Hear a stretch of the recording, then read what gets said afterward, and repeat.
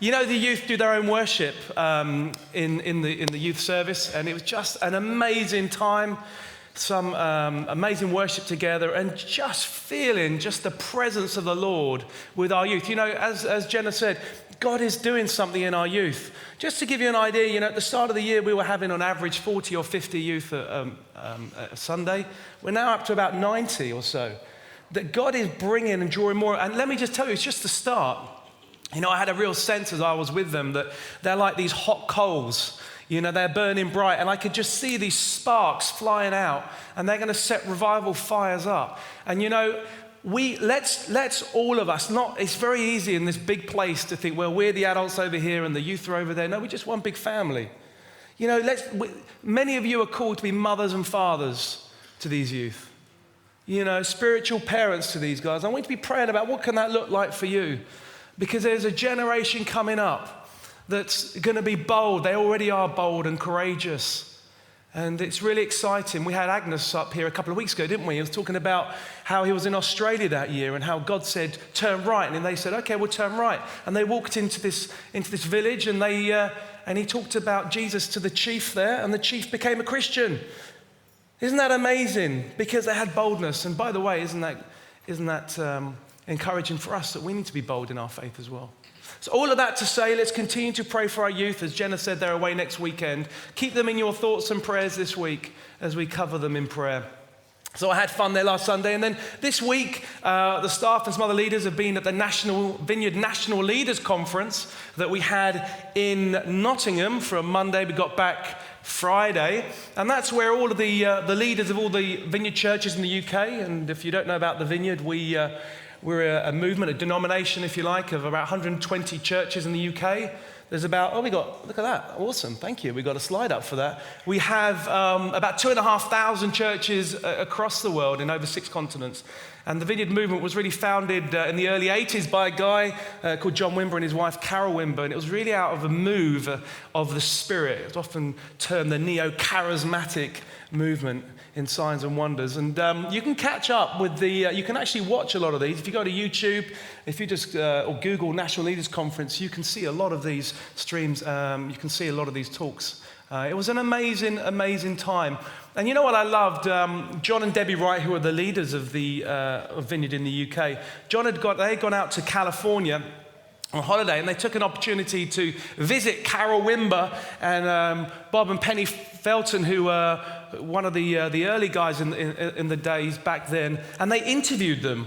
And I'm hoping we can get the video soon that we can show you. But what was amazing, it was great hearing all the stories of what God had did all those many, many years ago and how the Vineyard was birthed. But I think one of the most exciting bits was at the end. You see, John asked Carol Wimber, you know, what is the Lord doing now for us as a movement? What's God saying? And Carol said, you know, I was in church a while ago, and I felt the Lord saying that we needed to get ready. That we need to get into our places because there's about to be a huge move of the Spirit, a kind of a harvest time like no other.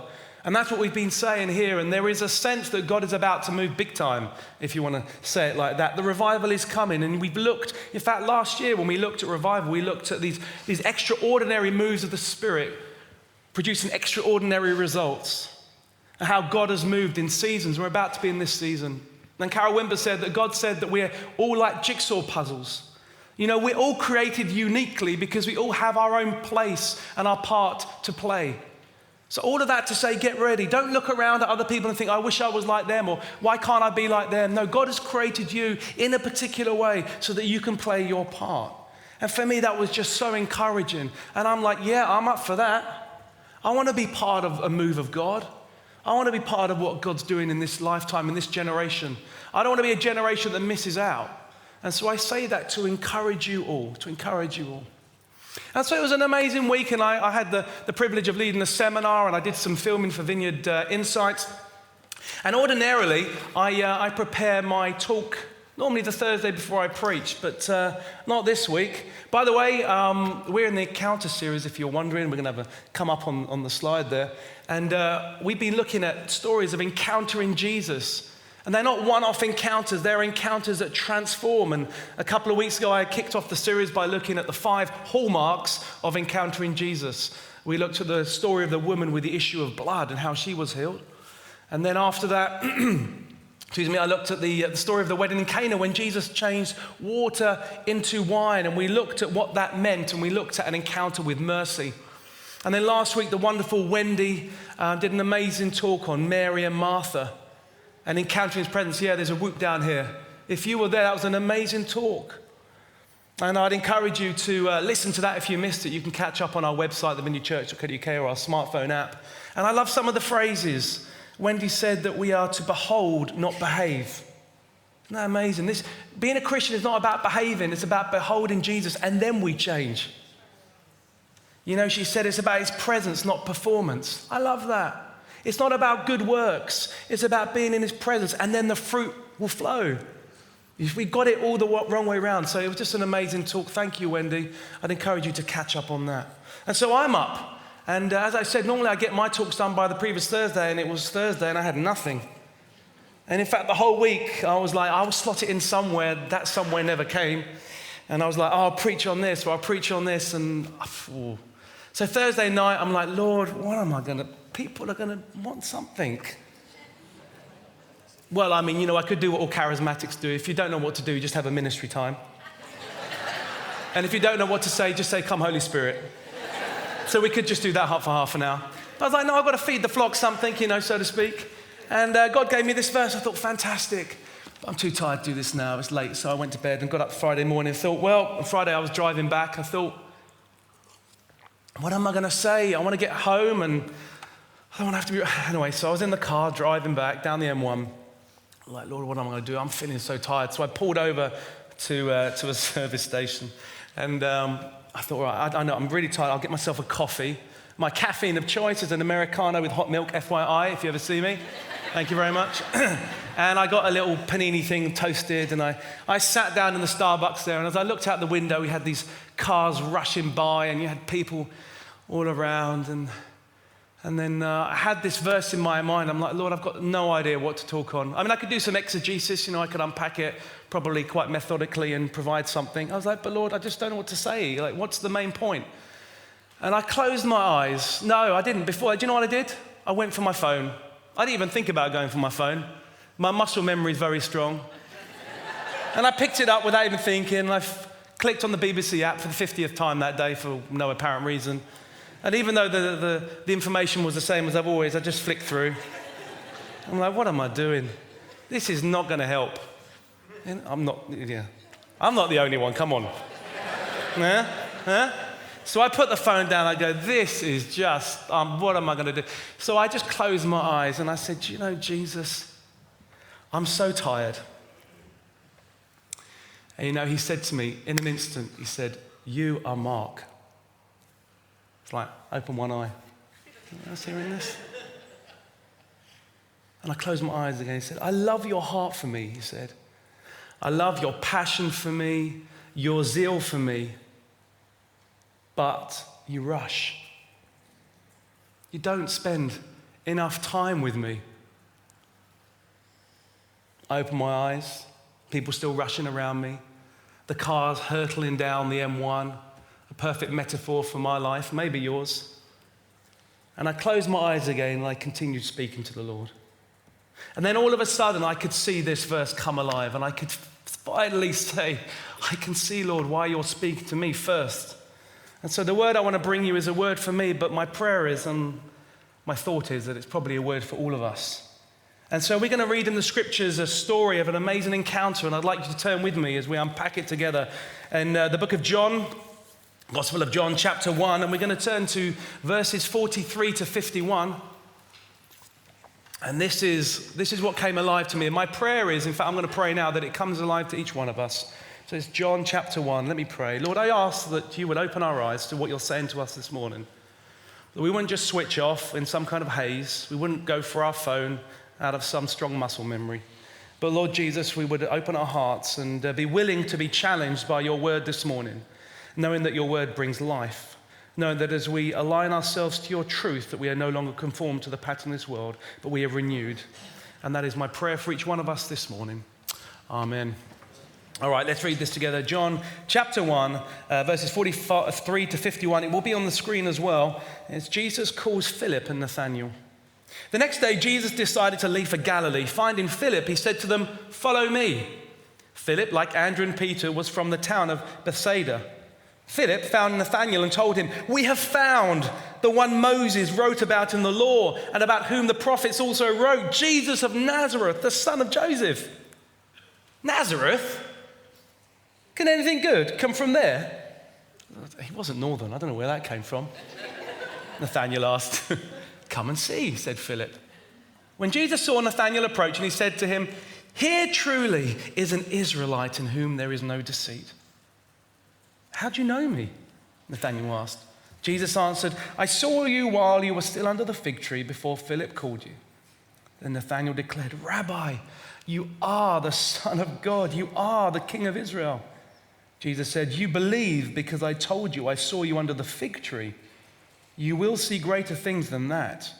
He then added, "Very truly I tell you, you will see heaven open and the angels of God ascending and descending on the Son of Man." So what can we see from this? What can we learn from this? How is God speaking to us this morning? Well, I think we have to ask ourselves the question, what was Nathanael doing under the fig tree? Why a fig tree and why was he sitting there? You ever wondered that? Well, you see, I don't know if you know much about fig trees, but fig trees have these huge, luscious green leaves that provide the most perfect shade. And so I think it's fair to assume that Nathanael was taking some rest from the heat of the midday sun. Resting, getting some shade, maybe tired, maybe weary, and getting out of that scorching sun. And you know, as I sat there at Newport Pagnell services, I'll give it that 7 out of 10 actually, I thought to myself, you know what? This place is my fig tree. Here I am trying to get some shade. For me, my fig tree moment was trying to get out of the scorching sun of weariness and tiredness, and if I'm honest, anxiety. Propping myself up with my caffeine of choice and trying to capture a moment of rest. But I suspect I'm not the only one that needs those or looks for those fig tree moments. Anyone else need those fig tree moments? We all have those moments, don't we, like Nathanael, where it just gets too much. The sun beating down on us and we just look for the leaves of a fig tree.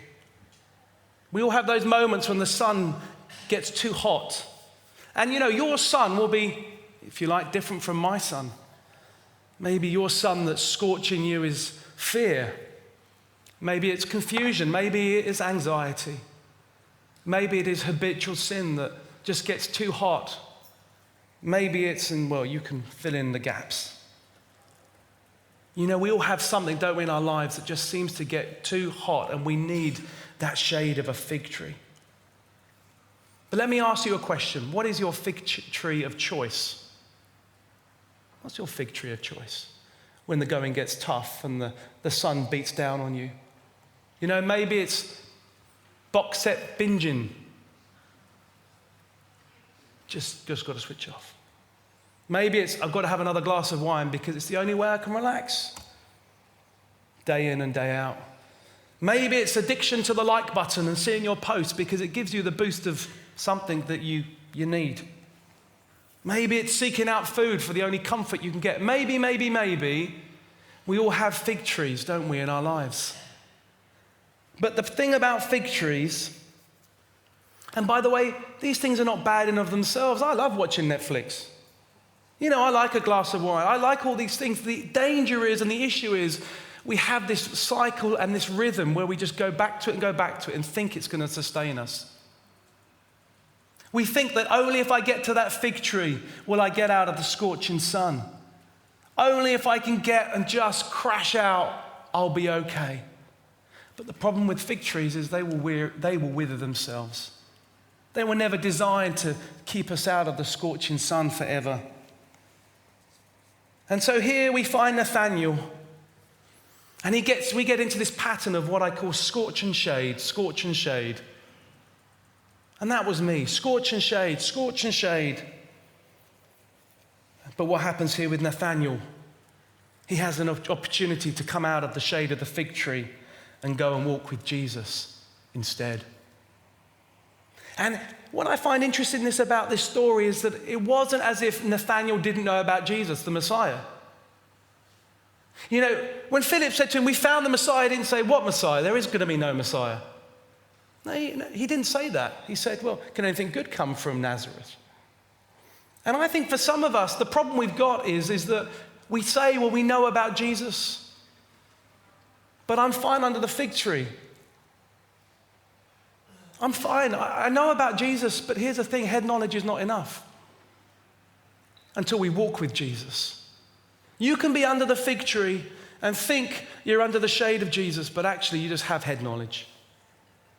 But actually the invitation here was, come and see. Come and see. And I think for me, I've seen in my life, and I don't know about you, but I get into this habit of scorch and shade, and I'm like, well, you know, Jesus is there. I know about Jesus. But yet I seem to not want to walk with him. I seem to not want to come and see him. I seem to not want to experience the rest that he has for me. And we read Matthew 11 earlier, verse 28. And Philip, you see, he's very clever. He doesn't argue Jesus' case. He doesn't say, hold on a minute. No, actually, if you look at the scriptures, it turns out that Nazareth is quite important, and et cetera, et cetera, et cetera. He doesn't bash Nathanael with sound apologetics. He doesn't drag him into the kingdom on a technicality. What does he say? Come and see. And I kind of got wondering when I read this, I wonder how many Nathanaels I've got in my life that are just waiting for me to say, come and see. How many Nathanaels are in your world that need you just to say, hey, come and see? How many Nathanaels in your world are sitting under the fig tree trying to get a shade, and all they're waiting for is for a Philip to say, come and see?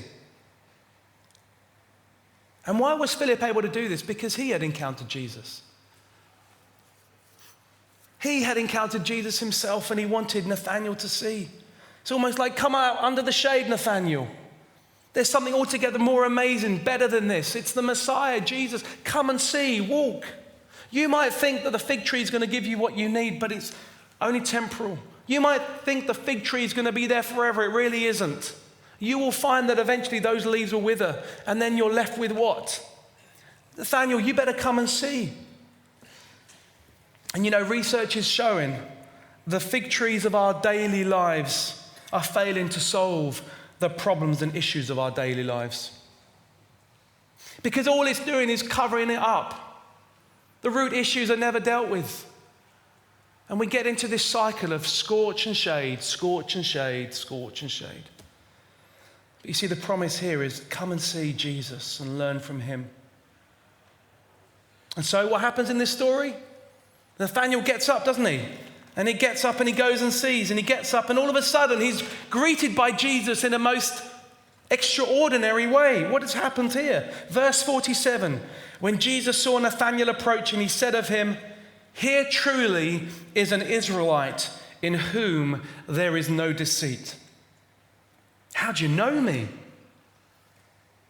You are Mark, Jesus said to me. I know your name. Shall I remind you that I created you? Shall I remind you that I knitted you together in your mother's womb? Shall I remind you that you're fearfully and wonderfully made? Shall I remind you, Mark, that I created you for relationship with me?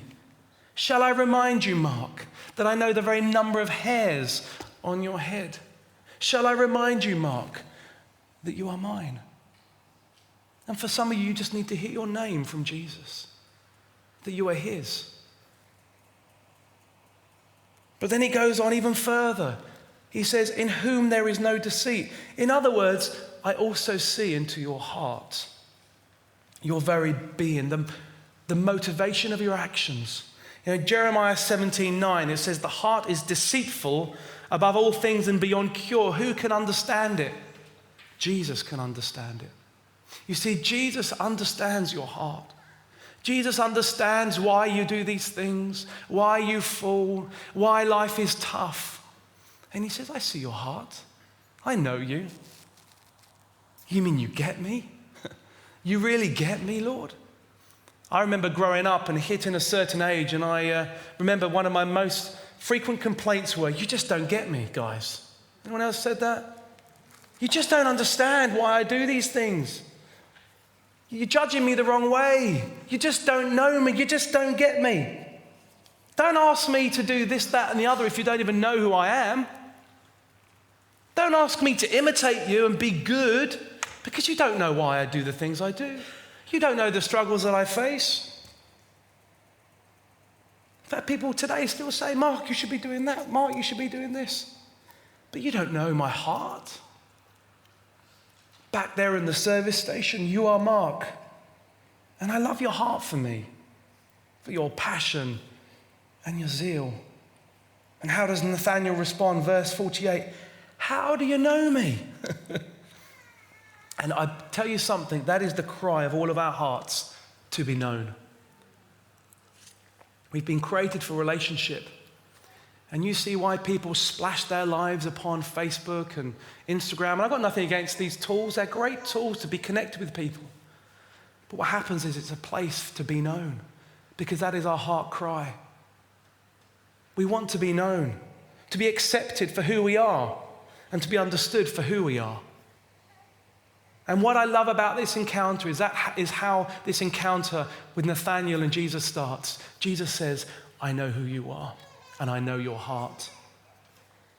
He affirms the good that he sees in Nathanael, doesn't he? He doesn't start with a laundry list of bad things. Hey, Nathanael, I'm glad you came to see me. Number 1, you're very lazy. Number 2, you think a fig tree will do it. Number 3, number 4. And I think one of the reasons I sometimes don't go to Jesus as frequently as I should is because I think he's going to tell me off. Maybe I'm the only one.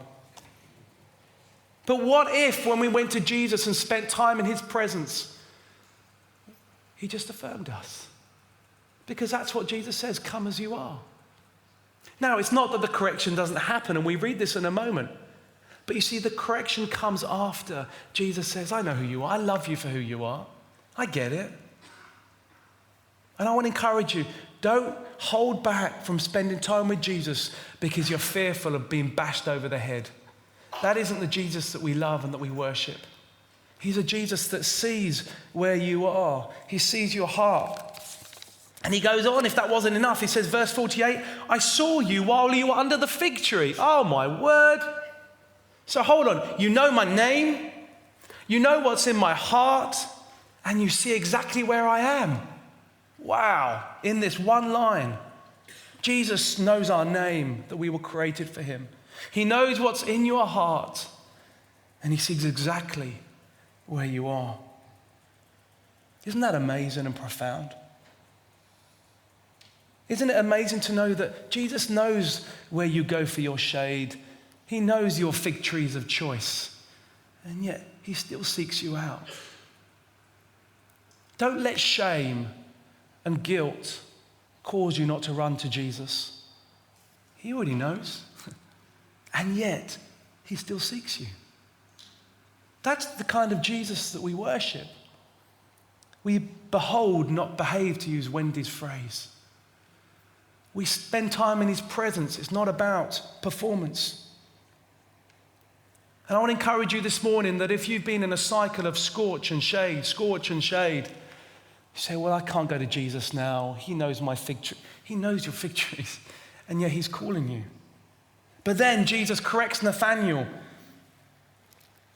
You believe because I told you I saw you. Ouch. But then Jesus said, this is nothing. Now what was Jesus doing? Was he boasting? Did he go on to talk about the amazing miracles? This is nothing. Watch what's about to happen in the wedding at Cana. That is going to be impressive. I'm going to change some water, a little old water, into some wine. That is impressive. Did he say, watch what happens, what I do with Lazarus? He's going to die, Lazarus, and I'm going to raise him from the dead. That is impressive. Knowing where you sit, so-so. He doesn't do that. This is what Jesus says. Very truly I tell you, you will see heaven open and the angels of God ascending and descending on the Son of Man. In other words, the signs aren't the greatest. They just point to the glory of God. And you see, that is what it is about to encounter Jesus. It's about seeing his glory and walking with him and having relationship. You know, when he beckoned Nathanael, he didn't say, there's going to be some much better miracles to come. You want to watch this? No, he was saying to Nathanael, come and see and walk with me and see the glory of God together. That's what it means to encounter Jesus. An encounter isn't a one-off experience. An encounter is a lifelong transformation as we walk with Jesus. And what happened? Nathanael got up and he followed Jesus. And we know that he became the Apostle Bartholomew, that he was there till the end, walking with Jesus. And so as I continued my conversation with the Lord back there in Newport Pagnell, as I closed my eyes, I said to Jesus, but how can I, Lord? How can I? And he just said to me, come and see. Come and see. You see, when we walk with Jesus, we learn from him. We're his apprentices. You know, when we were at the conference, we had a speaker, John Mark Como, who spoke, and he was talking a lot about this kind of stuff, and I've been inspired to think about it. And he used this term that as we apprentice with Jesus, we find that the pattern and the rhythm of Jesus' life was retreat and return. Retreat into the arms of the Father and pray and spend time in his presence. And not just get a minute, but in fact, the more he became public in his profile, the more time he spent with the Father. And so what I want to propose to you, and I'd invite the band up at this stage, that rather than a pattern of scorch and shade, we need to get into a pattern of retreat and return. Because the fig tree of your choice will never last. We need to be intentional in our walk with Jesus, and we need to say, Lord, if you're saying come and see and walk with you, Jesus, then I better walk with you. I feel so personally challenged by my experience on the service station. Because even in the fig tree, I can say, well, I know about Jesus. It is not enough. Your head knowledge is not enough. This invitation to walk with Jesus is a personal invitation of relationship. It means that we need to spend time in quietness and in solitude and in silence sometimes. It means we need to have contemplative prayer. There's a time for prayer of intercession. There's a time for prayer of supplication. What about a time of just being in his presence and resting? You know what's interesting is that the Jews will see, and you can see this through the Old Testament, that their day started in the evening. It was from the evening to the next evening. Why? Because their day started with rest in him. And they woke up into a day that God was already working. Why is it that we have the start of the week as the Sabbath? Because it starts with resting in him, retreating to him in order that we can return. And I want to encourage you and say, get out of your fig tree of choice and walk with Jesus. Why don't we just stand together? Thank you, Lord.